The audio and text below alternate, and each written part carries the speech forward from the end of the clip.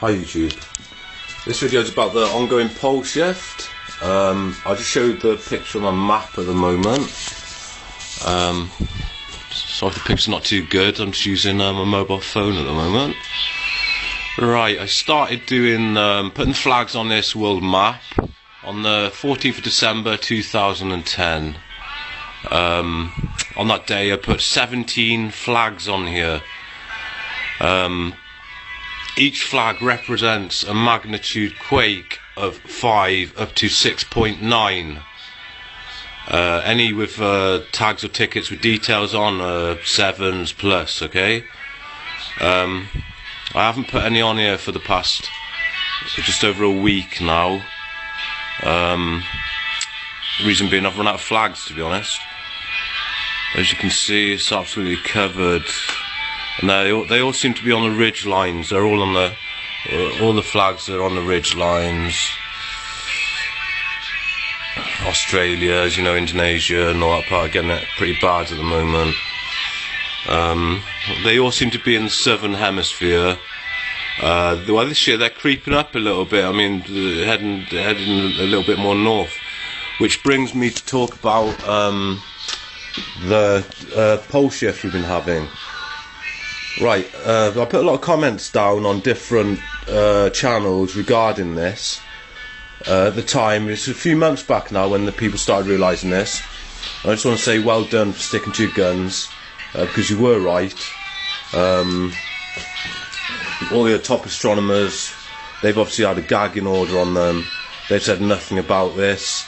Basically, you know, all the sheep, all the shills and the trolls, my friends taking the mickey, you know, saying, oh look, the moon's tilting, there's nothing wrong.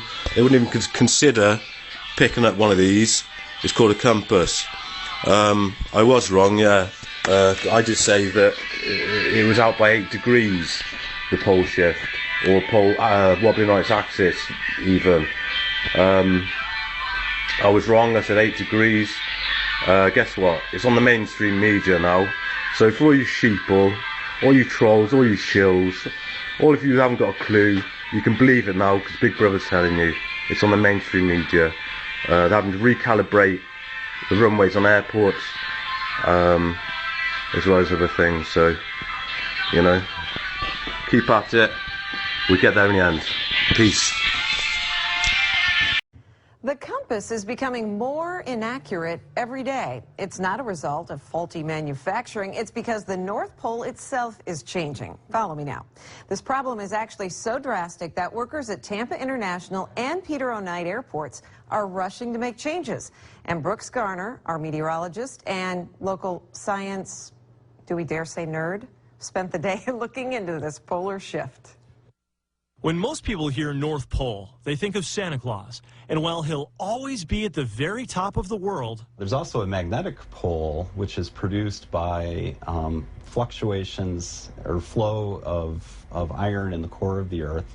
Dr. Chris Connor of USF explains that the constantly moving molten iron acts like a giant car alternator, creating a magnetism on a planetary scale with a magnetic north and South Pole. But over the last few decades, it's been moving, and now it's moved all the way from northern Canada into northern Siberia. Which means what your compass shows as north in Tampa Bay isn't really north. And this is a problem for airports. When a pilot navigates, he needs to find what's the correct runway to land in or take off on. So he uses his compass in his cockpit to orient himself. They'll tell him that he's on the correct runway. Robert Burr of TIA says runway 36 originally pointed due north to 360 degrees. Or it did before the magnetic shift. Now it points just right at 10 degrees north, even though physically it hasn't moved. While the runway in question will always point to the true geographic North Pole, because the magnetic North Pole has now shifted, pilots who use compasses lining up on the runway may think they're in the wrong spot unless this problem is corrected. So TIA has resolved to paint new numbers to match the pilot compass readings. Now runway 36 is runway 1. But this may only be a temporary fix. Several times per million years, Earth's magnetic pole does a full flip. At first, it becomes disorganized, with new poles popping up in odd places like the equator, bringing the green and red northern lights to the skies of Florida. The last shift was over 700,000 years ago. leaving some to say we're due. Some people have speculated that there's a shift beginning, which may explain this recent fluctuation. But because our lifetimes are a blink of an eye in the geological timescale, it's too soon to tell. I just said I have to backpedal on that nerd comment. I said, oh, he's so cute. No one will think I was really calling you. I just want Keith to do his nerd impression because it's so good. Who needs an impression? He's here.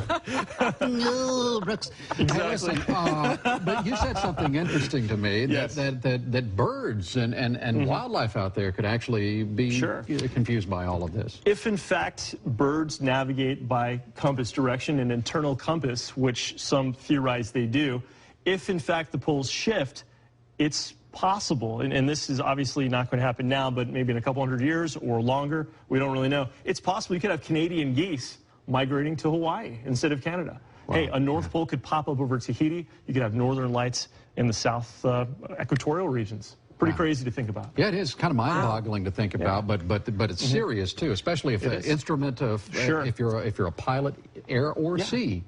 I mean, your destination 10 degrees. 10 degrees doesn't sound like a lot, but if you go one direction for 1,000 miles and you're 10 degrees off, that could make all the difference. Absolutely. Well, that's very fascinating. Thank you for clearing that up. You got it. Nerd. We're both nerds now. I love it.